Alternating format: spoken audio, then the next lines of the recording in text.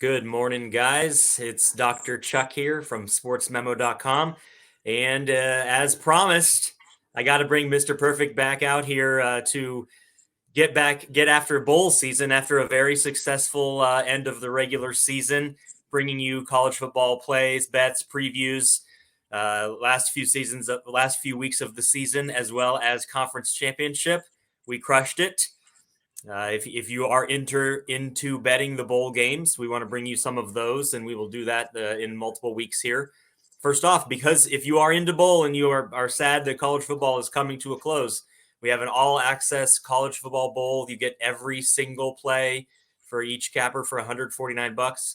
That's all 40-plus games from Bahamas Bowl on Friday all the way to the college football playoff. And, that's an unbelievable deal. Depending on how many plays are put out by each capper, you're going to get every play, and it's a great deal to get you through this bowl season. We were joking that maybe some of us are a little more excited about the bowl games than others, but there's value in betting no matter what. So we're going to bring you a couple of breakdowns for games at the beginning of the bowl season, as well as some best bets for next week's games. And we promise that we will bring this back next week because that guy right there in the small screen there has since we've started these shows. I don't know if it's me just hosting and bringing him the luck, but he's 11-1 against the spread, slaughtering the books in college football. I don't even remember what his loss was because it's just, the money line winners are too big to worry about any of these losses. First game we're going to bring to you is the Cure Bowl. And the bowl game names are funny enough. We won't be talking about Jimmy Kimmel today, but we might talk about the Jimmy Kimmel Bowl next week. But the Cure Bowl is the one that a dork like me is pretty pumped about because you get the San Antonio Road Runners taking on the Troy Trojans. Both these teams are really solid mid-major type football teams taking on each other in Orlando. This line is on the move here. You're getting a -2 on Troy right now. This has already been a favorite flip at a lot of books from the opening line, a 55.5 here. These two teams are crazy hot, and two teams that I think are, from what I can see, playing intact for this bowl game. They want to finish this season off. They're just, almost as hot and just not known or as important as teams like Georgia. I have a play that I'm going to talk about after I get to Jesse, but I want to see what Jesse thinks, if he has a lean on who he thinks wins. We're basically talking money line here, -1, -2, -1 the other way is where the Roadrunners opened. We don't have coaching changes here. We have really good defense from Troy. Where do you think the value lies in this game for the opening of the bowl season here, Jesse? Well, Dr. Chuck, before we get started, I just want to let everybody know that I don't plan on betting a huge amount of money on these early bowl games. Whatever I bet on a regular season game, I'd probably tend to bet 20 to 30% of that on these bowl games because there's so much uncertainty with who's going to start, who's going to play. Some of these teams are going to show up and half of their roster is going to be suspended because of their bad behavior, especially in locations like the Bahamas. And we see it every year, and I don't want to fall victim to that. So I will be playing these rather conservatively. But this is one bowl game that I'm really excited about. I really want to watch this game. I do have a lean on the side, but it should be a crazy game. There's so many similarities and so many stark differences between these two teams. You got Troy, the champs of the Sun Belt, 11-2 overall, coming in on a 9-game winning streak. You got UTSA, the CUSA champs, also 11-2, also coming in on a 9-game winning streak. But that's where the similarities end. You got UTSA, offensive juggernaut, 11th nationally in scoring, averaging 38.7 points per game. And Troy, a top 10 ranked defense, allowing just 17.5 points per game. And this actually reminds me of a game that we covered a couple weeks ago, Fresno State and Boise State. And Boise State also had a top 10 ranked defense. And I said, yeah, but look at the quarterbacks they've played. Look at the offenses they've been shutting down. I'm not really sold that they can actually shut down the juggernaut of Jake Hayner and Fresno State. And sure enough, Fresno State did end up upsetting Boise in that game. And I'm looking at Frank Harris here for UTSA, senior quarterback coming back for his 7th season. I expect UTSA to be pumped up about that. I'm going to lean on the Roadrunners with their offensive prowess. Harris threw for 3,865 yards, 31 touchdowns, and 7 picks this season. UTSA's only losses came at Texas and at Houston, and they only lost to Houston by just 2 points. I think they get enough points here to upset Troy. All right, so Jesse is going to take the offensive-minded and Frank Harris. Who doesn't love Frank Harris? I mean, if you pay attention to Sun Belt Conference USA type stuff, who doesn't love Frank Harris? Both these teams are 11-2, and both these teams actually have won 10 in a row. Jesse, coming into this, they both started off the season 1-2. They have tough games to start the season. As you mentioned, UTSA's losses. Troy's losses were to Ole Miss and App State, and they lost to App State 32-28. The defense here has just gotten better and better by the week. And I think that when this line opened, I would have definitely leaned towards thinking that Troy was the value spot here. Maybe thinking that the bookmakers are going to hope that the way it looks on the slate with a team below and a team above, that someone has an advantage. But neither team has an advantage here, coming from Alabama and from Texas, playing in Orlando. And maybe to Jesse's point about fun spots, I guess there is Disney World and Universal, but it's not exactly Miami or the Bahamas or Vegas or anything like that. So probably these two teams can be on their best behavior. I don't like to fade defenses this good in a bowl spot like this. The line move makes me think that now I can get points with San Antonio, so it makes me think go Jesse's way. And so I would probably lean towards the same thing with this line movement. But Troy, to its credit, even though both teams finished 11-2, the Roadrunners were just a mediocre against the spread team. They finished 7-6. Troy, I think, was 11-2 against the spread as well. And so that's something to take into account here. The offense meets defense, and that total is really interesting. 1.5 point below that 8 touchdown with extra point mark here. I think that's kind of a stinky number there, where I do trust San Antonio's offense and Frank Harris and things to maybe get some points, but Troy's done a great job of adjusting as well. And so I think the only way with them just like teetering that 55.5, I think the only way that I could do is lean under. But as much as I do love defense and things like that, I think that I would trust UTSA or getting a couple points, maybe even just get that probably plus 120, maybe plus 125 or so on the money line here. And they finish off like last year with another fantastic season. But I think just a really fun game to watch. Like you said, we have a team in Troy from the Sun Belt that actually has a defense that has proven to be just about as good as any of the Power 5 conference defenses. So fun game. Tune into that on Friday. It's an afternoon Friday game, and should be a great game to watch.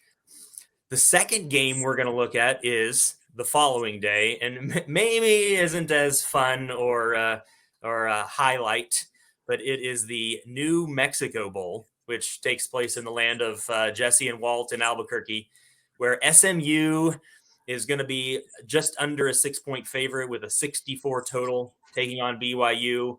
Wild amounts of roster potential shakeup in this game, as Jesse prefaced with a disclaimer about the bowl season in general. Neither of these teams are looking like anything in the vicinity of the Trojans or Roadrunners with, putting up a dozen-win season or anything like that. A little bit of a disappointment for both. SMU, kind of got their ass handed to them in a game we talked about with Tulane, and Tulane proved to be everything that they were. But came back and got a win over Memphis, and BYU finished their season out pretty solid after a really, really poor start. So maybe both teams do want to make their mark in the bowl game and get a solid win here. But it's pretty interesting that SMU. We'll have to see what Jesse thinks about just in general SMU, whoever's playing, being a 5.5 point favorite. Where do you think is a spot you could look if you're willing to put any of your hard-earned money from your 11-1 streak on this game, Jess? Well, Dr. Chuck, this is one of those games that I'm not quite as keen on this one as the Cure Bowl, that's for sure. Yeah. Been a disappointing season for BYU, and it looks like they're going to lose a few key defensive players in the transfer portal. The quarterback situation is up in the air. Jaron Hall hasn't been practicing, but even worse than that, the backup quarterback, Jacob Conover, transferred to Arizona State. So if Hall can't go, and at this point it doesn't look like he's going to go, we have got no idea who's going to play a quarterback for BYU. And how motivated can the rest of the team be if that's the case? So it makes sense. SMU, the favorite, -5.5. And I couldn't go any other way if Hall doesn't play. But I'm really not keen on laying points with an SMU team that I just don't think is any better than BYU. So I guess what I'd say is I'd lean toward SMU, but I'd want to confirm that Hall's not going to play before I put any money down on this one. Yeah, this is a tough one. I had a feeling you were going to think that even just quarterback John Doe probably getting 5.5 points against this SMU defense is not a tall task. I mean, Tulane's offense is a lot different than BYU, but I mean, how much film do you have to watch of that game to learn that you can run all over this Mustang team no matter when it is? But obviously monitor the injury and status of these players, because roster shakeup, BYU quarterback, SMU, I don't know how much trouble there is to get into in Albuquerque, as long as you aren't, checking out with Walton, Jesse, and the Mormons aren't going to get in any trouble, Chuck. Right. I mean, but how many of these Mormons are itching to hit that transfer portal for Dion and stay out there, though, right? Yeah. So that could be an interesting thing for a lot of those teams in between Colorado and California. How many of them are thinking that that's a keen play to go play for that guy now? But tough game.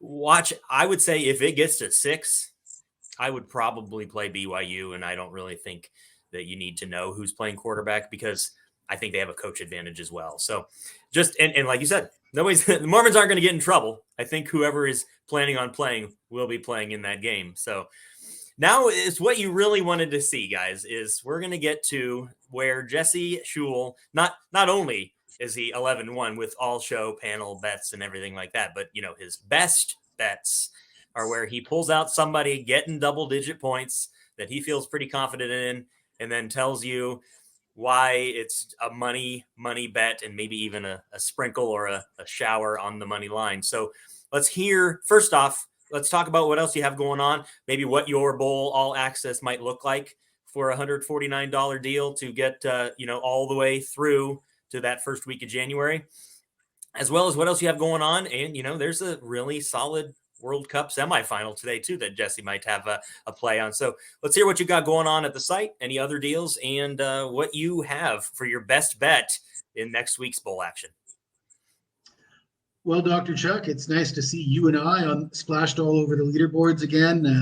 We're back. I got off to a great start to football season. Had a little bit of a lull, but it looks like I'm right back where I want to be. So everything's going according to schedule, according to plan.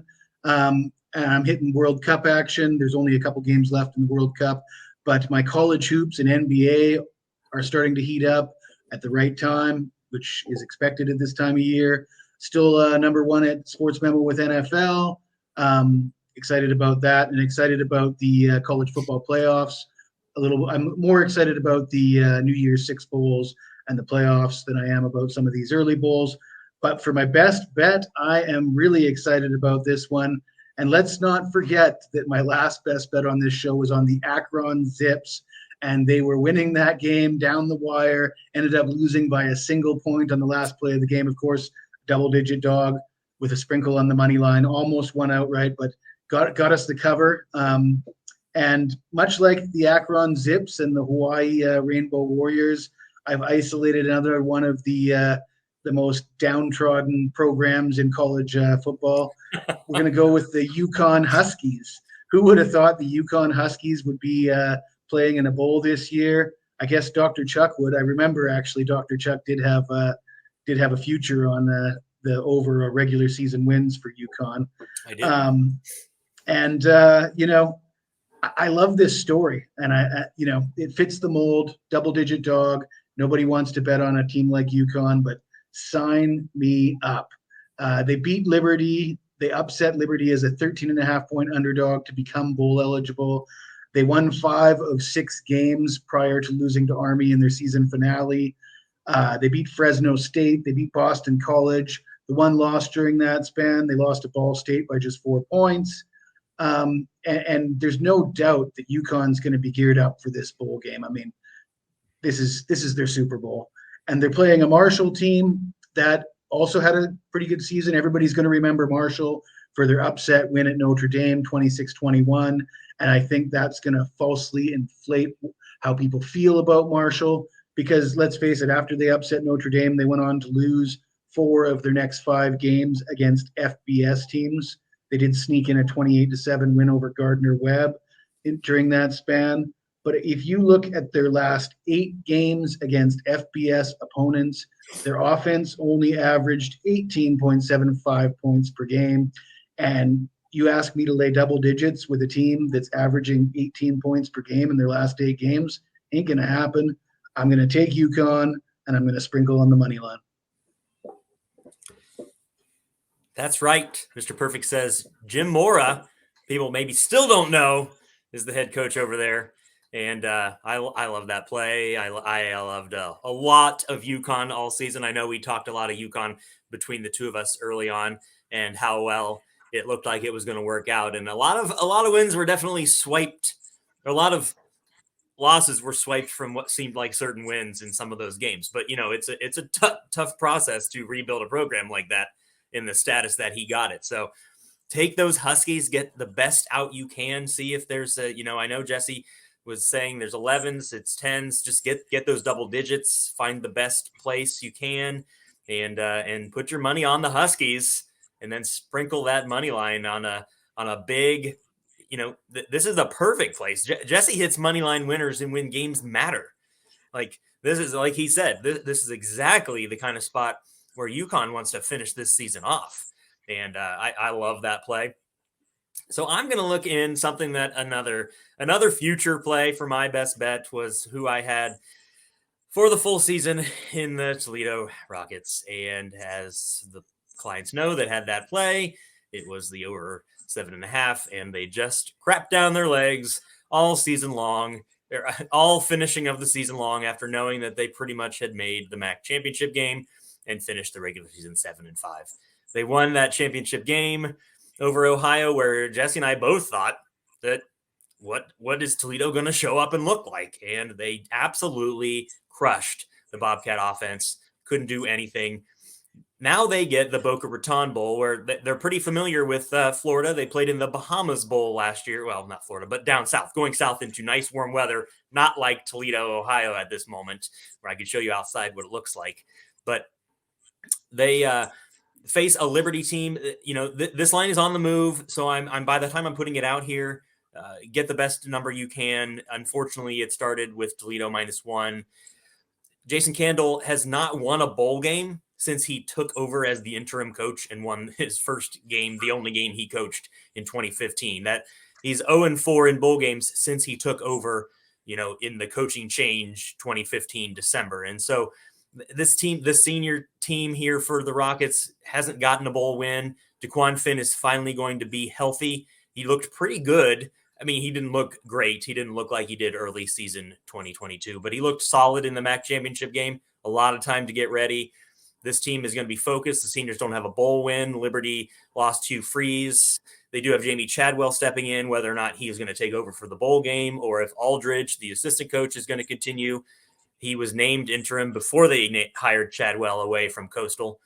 So, coaching flux, player flux, Freeze leaving and Chadwell taking over, even though he's an offensive-minded coach and made the Chanticleers look really good. I have a feeling a lot of the Flames are going to be thinking transfer portal, and probably pays a lot of reason to why this line is moving on the move. I want you to get this before it's a touchdown, just in case it is a touchdown, if Liberty starts to name more guys out, because we're still just about a week away from the Boca Raton Bowl. But Daquan Finn, with his arm and legs, the Liberty defensive line is the real problem, and I think Daquan Finn can neutralize that. If he can neutralize that, and his offensive line can get him a little time to also occasionally stand in the pocket and not have to move the pocket 100% of the time, I don't think this is all that close. I think these two teams on a neutral field, we're probably closer to a 3. I would have probably made Toledo a 3. So, I mean, this is on the move, and it opened at 1. So what I'm saying is maybe we're already seeing, what we know about what Liberty is going to do. And so I don't want you to have to lay 7 here, but if you're laying 5, I think that's a really solid play that I would almost play like a regular season play on Toledo. And I think that they got their mojo back after losing those 3 games to finish in the MAC championship. And they keep that going with a little different motivation than some have, even though they have that MAC championship. They got that they had, been yearning for, and they can make up for a Bahamas Bowl loss they had last year where they led in the second half over Middle Tennessee State, but let that slip away. And the seniors here can get that win behind Daquan Finn's arm and legs. And I would play that to maybe even, play it on the money line and parlay it with another money line play that you like on the slate. But the focus today is Jesse Schule, 11-1 on these shows. And we're looking to see if UConn can make that a solid dozen, in addition to maybe, a couple of the other plays that we mentioned here. We're also going to be back next week to talk about some more bowl games. So don't forget to tune in or like us, favorite us, hit that bell so when we're going to have a show at Sports Memo, because we have lots of shows, and you should check out all the winners that we put out. So for Jesse Schule, until next week, go take UConn +10 or +11, lay the points with the Rockets down in Florida. And hopefully we come back to you on Monday to discuss next week's slate with another Mr. Perfect Leotard on Monday morning. So for Jesse Schule, this is Dr. Chuck and Sports Memo. Go check out our web pages and have a good weekend. Good luck with bowl season.